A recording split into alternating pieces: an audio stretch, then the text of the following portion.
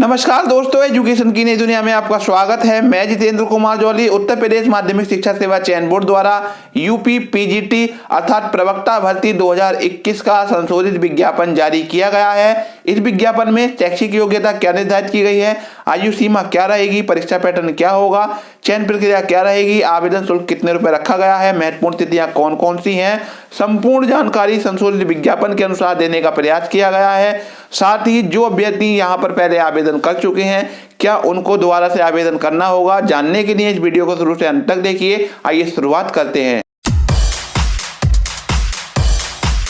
तो देखिए, इस वीडियो में हम केवल प्रवक्ता अर्थात पीजीटी के पद हेतु क्या शैक्षिक योग्यता निर्धारित की गई है आदि बातों के बारे में बात करेंगे। टीजीटी के संबंध में एक वीडियो पहले ही बना चुका हूं, यदि आप उसके बारे में जानकारी चाहते हैं तो उस वीडियो का लिंक आपको आई बटन में और एंड स्क्रीन पर मिल जाएगा, आप उस वीडियो को देख सकते हैं। तो सबसे पहले हम बात कर लेते हैं महत्वपूर्ण तिथियों की। तो देखिए, 16 मार्च 2021 से आवेदन प्रक्रिया प्रारंभ हो चुकी है और 16 मार्च 2021 से ही ऑनलाइन आवेदन शुल्क जमा होना भी प्रारंभ हो गया है। ऑनलाइन आवेदन हेतु भाग 1 पंजीकरण की अंतिम तिथि 11 अप्रैल 2021 निर्धारित की गई है। ऑनलाइन शुल्क जमा करने हेतु अंतिम तिथि 13 अप्रैल 2021 निर्धारित की गई है। ऑनलाइन आवेदन भाग 2 सबमिट करने की अंतिम तिथि 15 अप्रैल 2021 है। यहाँ पर 2595 पदों पर भर्ती होने वाली है। तो यदि आप लोग आवेदन करना चाहते हैं तो इसके लिए आपको जाना है www.upsessb.org की वेबसाइट पर। इस वेबसाइट पर जाने के बाद में आप लोग ऑनलाइन आवेदन कर सकते हैं। इस वेबसाइट पर केवल ऑनलाइन मोड में ही आवेदन किए जाएंगे, आपको किसी प्रकार का फॉर्म भरकर यहाँ पर नहीं भेजना है। कि यदि कोई अभ्यर्थी एक से अधिक विषयों के लिए आवेदन करना चाहता है तो वह आवेदन कर सकता है, यद्यपि उसको सभी विषयों के लिए अलग अलग आवेदन करने होंगे। विज्ञापित पदों की संख्या घट अथवा बढ़ भी सकती है। तो देखिए, यहाँ पर जो पेपर आएगा वो हिंदी और अंग्रेजी दोनों भाषाओं में होगा। जो भाषा संबंधी विषय हैं जैसे हिंदी, संस्कृत, अंग्रेजी, उर्दू आदि, तो उनमें जो पेपर आएगा वो केवल उसी भाषा में आएगा जिस भाषा के लिए अभ्यर्थियों ने आवेदन किया है। यहाँ पर जो परीक्षा होगी उसमें किसी प्रकार की नेगेटिव मार्किंग नहीं होगी। देखिए, यहाँ पर दिया हुआ है। साथ ही किसी भी राज्य के व्यक्ति इस भर्ती में आवेदन कर सकते हैं, परंतु उनको आरक्षण का लाभ नहीं मिलेगा। आरक्षण का लाभ केवल ऐसे अभ्यर्थियों को मिलेगा जो उत्तर प्रदेश के निवासी हैं। ईडब्ल्यूएस कैटेगरी के उत्तर प्रदेश के निवासियों को भी 10% आरक्षण का लाभ दिया जाएगा। आइए जानते हैं कि जो अभ्यर्थी पीजीटी हेतु पहले आवेदन कर चुके हैं, क्या उनको दोबारा से फॉर्म भरना होगा। तो देखिए, यहाँ पर दिया हुआ है उत्तर प्रदेश माध्यमिक शिक्षा सेवा चयन बोर्ड प्रयागराज द्वारा वर्ष 2020 में निरस्त किए गए विज्ञापन में आवेदन तथा उसके सापेक्ष शुल्क भुगतान की सूचना प्रदान करनी होगी। यदि अभ्यर्थी द्वारा उक्त विज्ञापन में आवेदन किया गया है, पूर्व आवेदित पंजीकरण संख्या की प्रविष्टि करते हुए उसी विषय पद के सापेक्ष पुनः आवेदन करने में शुल्क छूट का लाभ ले सकते हैं। यानी कि यदि आपने पहले आवेदन किया है तो आपको आवेदन तो दोबारा से करना होगा, परंतु यदि आप उसी विषय और उसी पद हेतु आवेदन कर रहे हैं तो आपको दोबारा से फीस नहीं देनी होगी। आइए आवेदन शुल्क की बात करते हैं। तो देखिए, अनारक्षित और सामान्य श्रेणी के अभ्यर्थियों के लिए 750 रुपये आवेदन शुल्क रखा गया है। अन्य स्टेट के जितने भी अभ्यर्थी हैं उनको यही शुल्क देना होगा। ईडब्ल्यूएस कैटेगरी के जो अभ्यर्थी हैं उनको 650 रुपये आवेदन शुल्क देना होगा। अन्य पिछड़ा वर्ग के अभ्यर्थियों को 750 रुपये आवेदन शुल्क देना होगा। अनुसूचित जाति के अभ्यर्थियों को 450 रुपये आवेदन शुल्क देना होगा। अनुसूचित जनजाति के अभ्यर्थियों को 250 रुपये आवेदन शुल्क देना होगा। स्वतंत्रता संग्राम सेनानी के जो आश्रित हैं उनको अपनी श्रेणी के अनुसार शुल्क देना होगा। साथ ही साथ भूतपूर्व सैनिकों और महिलाओं को भी अपनी श्रेणी के अनुसार आवेदन शुल्क जमा करना होगा। विकलांग अभ्यर्थी जो हैं उनको अपनी मूल श्रेणी के निर्धारित शुल्क के आधे का भुगतान करना होगा। आइए आयु सीमा की बात करते हैं। तो ऐसे अभ्यर्थी जिनकी आयु 1 जुलाई 2021 को 21 वर्ष पूरी हो चुकी है वे लोग यहाँ पर आवेदन कर सकते हैं। यदि आपकी आयु 21 वर्ष से कम है तो आप लोग यहाँ पर आवेदन नहीं कर सकते हैं। अधिकतम आयु की यहाँ पर कोई सीमा निर्धारित नहीं है। यदि आपकी आयु रिटायरमेंट की आयु से कम है तो आप लोग यहाँ पर आवेदन कर सकते हैं। अहर्ता की तिथि के बारे में बताया गया है कि आवेदन प्राप्त करने की अंतिम तिथि अहर्ता की तिथि मानी जाएगी। जिस तारीख को आप आवेदन कर रहे हैं उससे पूर्व आपके पास में संपूर्ण शैक्षिक योग्यता अवश्य होनी चाहिए। आइए वेतनमान की बात कर लेते हैं। तो देखिए यहाँ पर जो अभ्यर्थी नियुक्त होंगे उन लोगों को पे लेवल 8 मिलेगा और उनका ग्रेड पे 4800 रुपये होगा। इस हिसाब से हम अनुमान लगाएं तो जो लोग यहाँ पर अपॉइंट होंगे उनका प्रारंभिक वेतन 60,000 रुपये से अधिक होगा।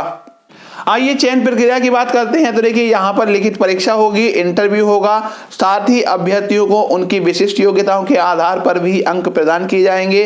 तो यहाँ पर 85% अंकों के लिए लिखित परीक्षा होगी, 500 अंकों का पेपर होगा, जिसमें से 425 अंक आपके लिखित परीक्षा के होंगे।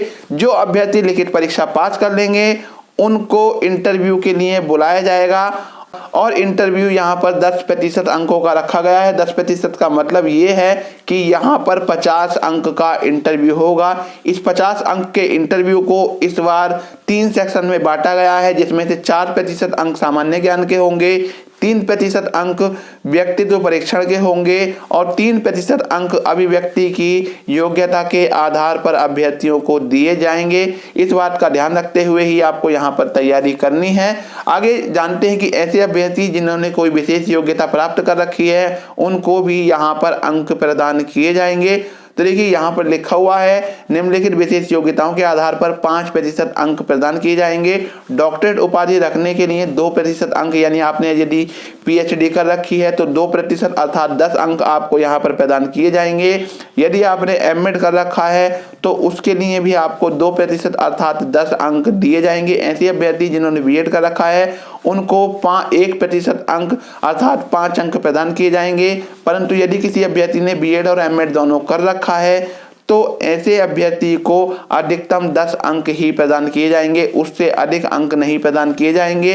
राज्य की टीम के माध्यम से किसी राष्ट्रीय स्तर के खेलकूद प्रतियोगिता में भाग लेने के लिए 1% अर्थात 5 अंक निर्धारित किए गए हैं। जैसा कि मैंने बताया था उसी प्रकार से दिया हुआ है। 425 अंकों की लिखित परीक्षा होगी, 50 अंक साक्षात्कार के हैं और 25 अंक विशेष योग्यताओं के लिए निर्धारित किए गए हैं। कुल मिलाकर 500 अंकों का यहाँ पर पूर्णांक होने वाला है और इसमें से जितने अंक अभ्यर्थियों को मिलेंगे उसके आधार पर मेरिट बनाकर अभ्यर्थियों को फाइनली अपॉइंट किया जाएगा। आइए जानते हैं कि यहाँ पर लिखित परीक्षा का क्या पैटर्न रहेगा। तो देखिए लिखित परीक्षा जो यहाँ पर होगी उसमें 425 अंकों का एक प्रश्न पत्र होगा, 125 प्रश्न होंगे और प्रत्येक प्रश्न 3.4 अंक का होगा। यहाँ पर निगेटिव मार्किंग नहीं होगी।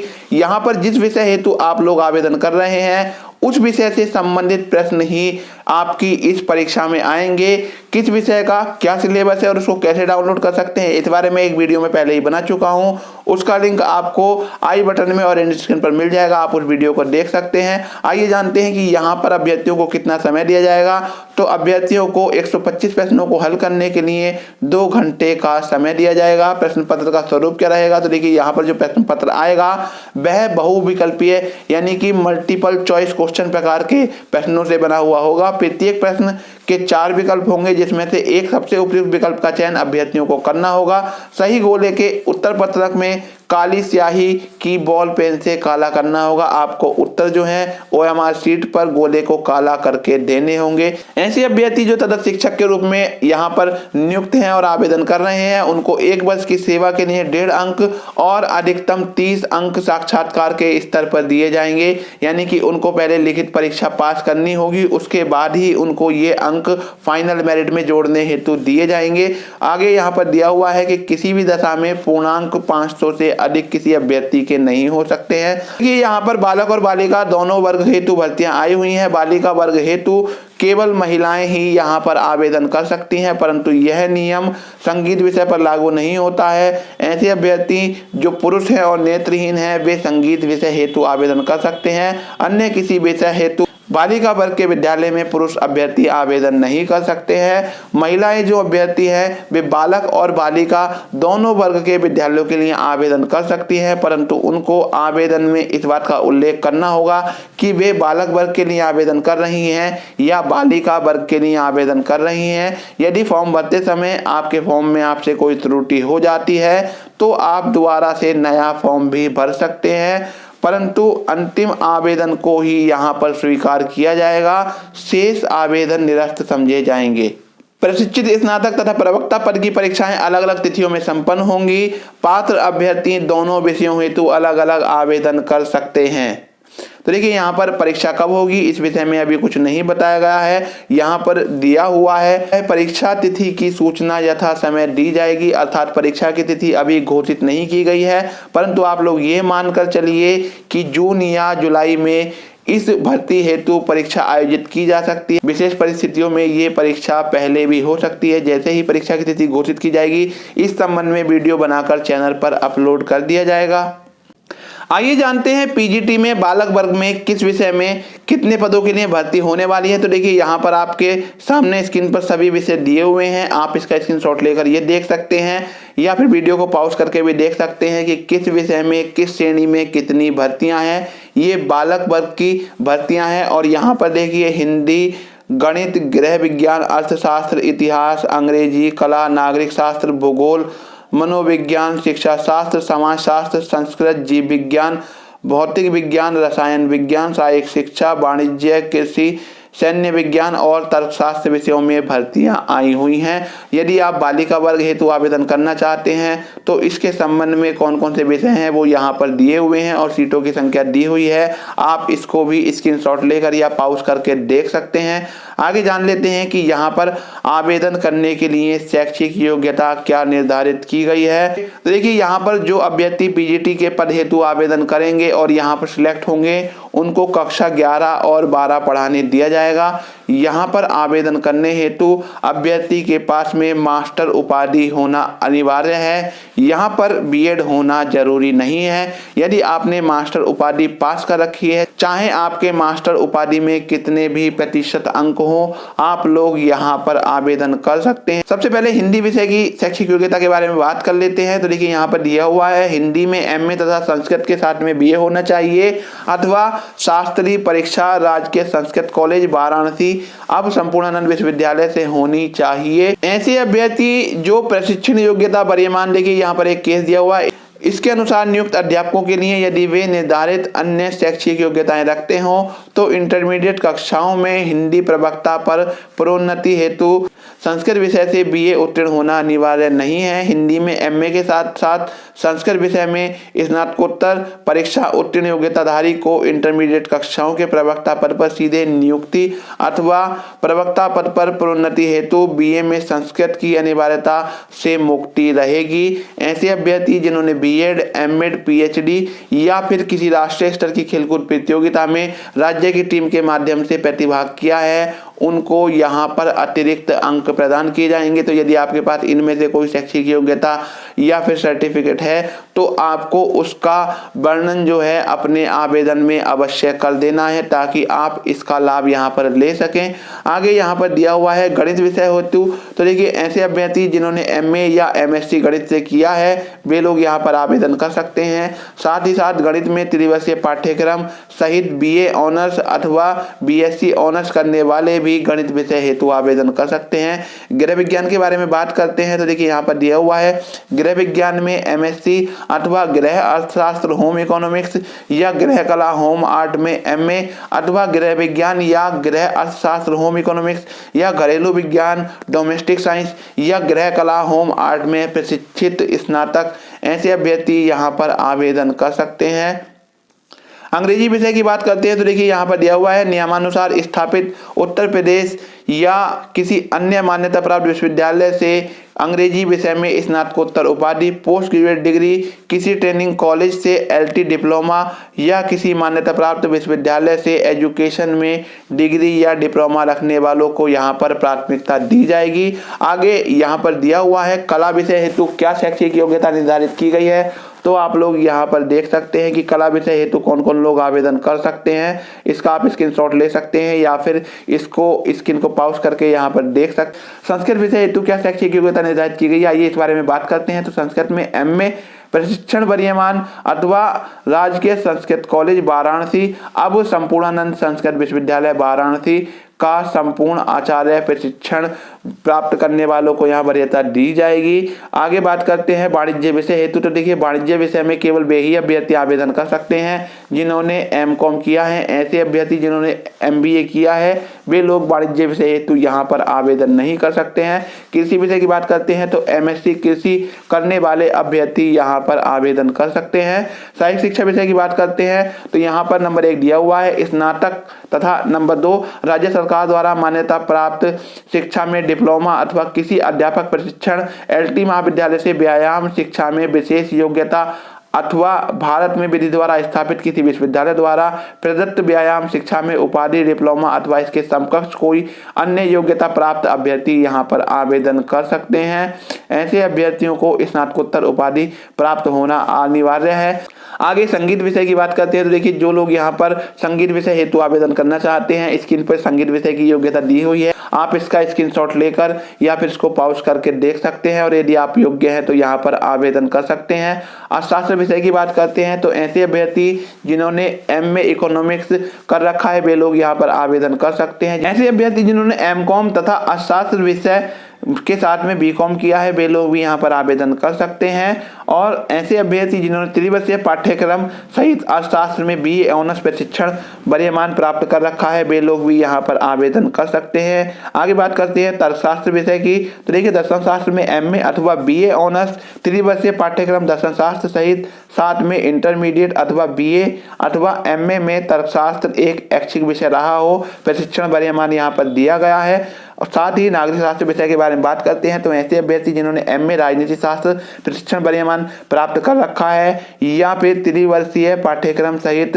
राजनीति शास्त्र में बीए ऑनर्स की उपाधि प्राप्त कर रखी है वे लोग यहाँ पर आवेदन कर सकते हैं। इतिहास विषय हेतु इतिहास में एमए प्रशिक्षण वरीयमान अथवा प्राचीन भारतीय इतिहास में एमए प्रशिक्षण वरीयमान इतिहास में त्रिवर्षीय पाठ्यक्रम के साथ बीए ऑनर्स प्रशिक्षण वरीयमान तो ये ऐसे अभ्यर्थी यहाँ पर आवेदन कर सकते हैं। मध्यकालीन इतिहास और आधुनिक कालीन इतिहास में स्नातकोत्तर उपाधि प्राप्त अभ्यर्थी भी इतिहास विषय के प्रवक्ता हेतु अहर्य माने जाएंगे। भूगोल विषय की बात करते हैं तो भूगोल में एमए अथवा एमएससी प्रशिक्षण वरीयमान अथवा भूगोल में त्रिवर्षीय पाठ्यक्रम सहित बीए ऑनर्स प्रशिक्षण वरीयमान अथवा बीएससी ऑनर्स ऐसे अभ्यर्थी आवेदन कर सकते हैं। मनोविज्ञान की बात करें तो एमए मनोविज्ञान प्रशिक्षण वरीयमान अथवा एमएड वाले यहाँ पर आवेदन कर सकते हैं। आगे बात करते हैं समाजशास्त्र विषय की। तो एमए समाजशास्त्र प्रशिक्षण वरीयमान अथवा समाजशास्त्र में त्रिवर्षीय पाठ्यक्रम के साथ बीए ऑनर्स करने वाले यहाँ पर आवेदन कर सकते हैं। सैन्य विज्ञान के लिए क्या शैक्षिक योग्यता निर्धारित की गई है आप यहाँ पर देख सकते हैं स्क्रीन पर दिया हुआ है। शिक्षा शास्त्र विषय हेतु क्या शैक्षिक योग्यता निर्धारित की गई है तो देखिए यहाँ पर दिया हुआ है शिक्षा शास्त्र विषय में स्नातकोत्तर उपाधि एमए अथवा एमएड के साथ में बीए अथवा बीएससी। ऐसे अभ्यर्थी जिन्होंने बीकॉम बीबीए आदि के बाद में एमएड किया है वे लोग यहाँ पर आवेदन नहीं कर सकते हैं। परंतु यदि आपने एमएड के साथ में बीए अथवा बीएससी की है तो आप लोग यहाँ पर आवेदन कर सकते हैं। एलटी अथवा बीटी अथवा बीएड के साथ मनोविज्ञान एमए करने वाले अभ्यर्थी भी यहाँ पर आवेदन कर सकते हैं। जीव विज्ञान हेतु देखिए यहाँ पर दिया हुआ है वनस्पति विज्ञान अथवा जंतु विज्ञान में एमएससी अथवा प्रशिक्षण वरीयमान कृषि विषयक वनस्पति विज्ञान के साथ एमएससी बीएससी में जंतु विज्ञान अथवा प्रशिक्षण वरीयमान। नंबर 3 कृषि विषयक जंतु विज्ञान के साथ एमएससी बीएससी में वनस्पति विज्ञान अथवा प्रशिक्षण वरीयमान। नंबर 4 यूजीसी द्वारा मान्यता प्राप्त विश्वविद्यालय डिग्री कॉलेज में एमएससी लाइफ साइंस अथवा प्रशिक्षण वरीयमान। नंबर 5 किसी विश्वविद्यालय अथवा डिग्री कॉलेज में शिक्षा विभाग उत्तर प्रदेश द्वारा आयोजित जीव विज्ञान में स्नातकोत्तर डिप्लोमा के साथ बीएससी करने वाले भी यहाँ पर आवेदन कर सकते हैं। भौतिक विज्ञान की बात करते हैं तो एमएससी भौतिक विज्ञान प्रशिक्षण वरीयमान अथवा किसी विश्वविद्यालय या डिग्री कॉलेज से शिक्षा विभाग उत्तर प्रदेश द्वारा आयोजित भौतिक विज्ञान में स्नातकोत्तर डिप्लोमा के साथ बीएससी करने वाले भी यहाँ पर आवेदन कर सकते हैं। रसायन विज्ञान की बात करते हैं रसायन विज्ञान में एमएससी प्रशिक्षण वरीयमान अथवा रसायन विज्ञान में त्रिवर्षीय पाठ्यक्रम के साथ बीएससी ऑनर्स प्रशिक्षण वरीयमान अथवा यूजीसी द्वारा मान्यता प्राप्त किसी विश्वविद्यालय डिग्री कॉलेज से स्नातकोत्तर बायोकेमिस्ट्री प्रशिक्षण वरीयमान अथवा किसी विश्वविद्यालय या डिग्री कॉलेज से शिक्षा विभाग उत्तर प्रदेश द्वारा आयोजित रसायन विज्ञान में स्नातकोत्तर डिप्लोमा के साथ बीएससी वाले भी यहाँ पर आवेदन कर सकते हैं। यदि आप लोग ऑनलाइन आवेदन करना चाहते हैं या फिर फुल विज्ञापन डाउनलोड करना चाहते हैं तो इसके लिए आपको जाना है www.upsessb.org की वेबसाइट पर। जैसे ही आप इस वेबसाइट पर पहुंचेंगे आपको कुछ इस प्रकार का इंटरफेस नजर आएगा। यहाँ पर आपको थोड़ा सा नीचे जाना है और एक ऑप्शन दिखाई देगा एडवर्टाइजमेंट 2021। यहाँ पर एडवर्टाइजमेंट नंबर 2/2021 पीजीटी, इस पर क्लिक करने के बाद में आप पीजीटी का विज्ञापन डाउनलोड कर सकते हैं। यदि आप पीजीटी का विज्ञापन डाउनलोड करना चाहते हैं तो इस वाले ऑप्शन के ऊपर क्लिक कर सकते हैं। और यदि आप ऑनलाइन आवेदन करना चाहते हैं तो क्लिक हियर टू अप्लाई वाले ऑप्शन के ऊपर जाने के बाद में आप एक नए पेज पर पहुंच जाएंगे और उस पेज पर जाने के बाद में आप लोग ऑनलाइन आवेदन कर सकते हैं। ये वीडियो आपको कैसा लगा कमेंट करके बताइए। यदि वीडियो अच्छा लगा हो तो लाइक कीजिए और अपने साथियों में शेयर कीजिए। यदि आप हमारे चैनल पर नए आए हैं और आपने हमारे चैनल को अभी तक सब्सक्राइब नहीं किया है तो चैनल को सब्सक्राइब कर लीजिए। सब्सक्राइब करने के बाद बेल आइकन दबाकर ऑल नोटिफिकेशन ऑन कर लीजिए ताकि हमारी आने वाली वीडियो का नोटिफिकेशन आपको मिलता रहे। फिर मिलेंगे एक नई वीडियो के साथ, तब तक के लिए गुड बाय।